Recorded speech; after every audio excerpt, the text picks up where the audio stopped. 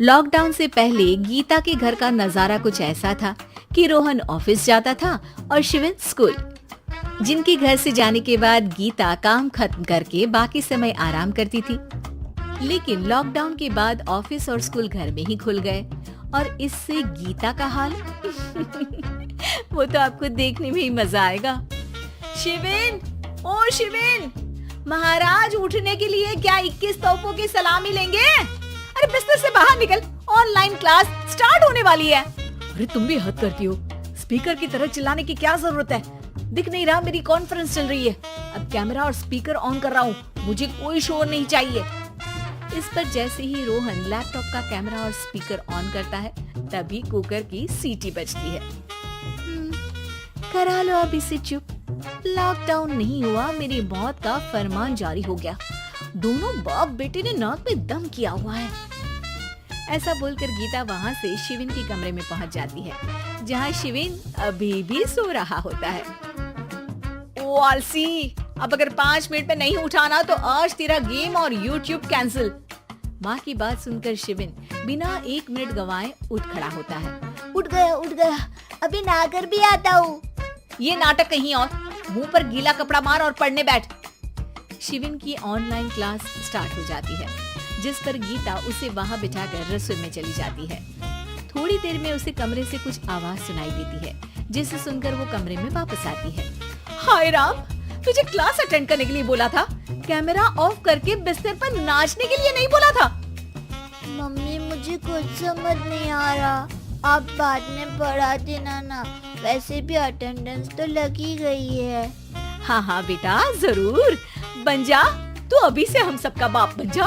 अरे नहीं मतलब कहाँ से लाते हो इतना दिमाग, और पढ़ाई करते हुए ये चला कहाँ जाता है?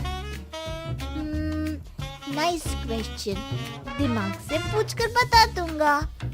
शिविन की बातों से परेशान होकर गीता उसे मारने के लिए जैसे ही आगे बढ़ती है तभी वो कमरे से बाहर भाग जाता है।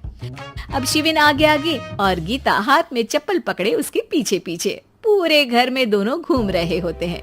इसी बीच वो रोहन के पास पहुंच जाता है और शिविन को मारने वाली चप्पल रोहन के लैपटॉप पर जाकर गिरती है। ओए माँ!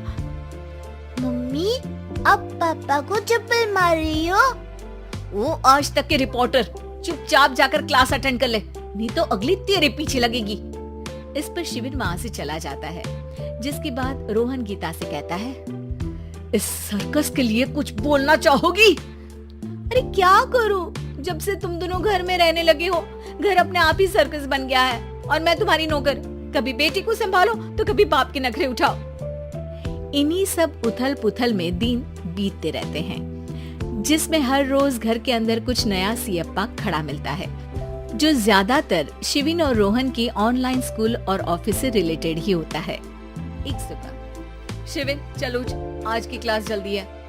कैमरा ऑफ करके आप अटेंड कर लो। अरे ऐसे छित्तर पड़ेंगे, दादी नानी सब एक साथ याद आ जाएंगी।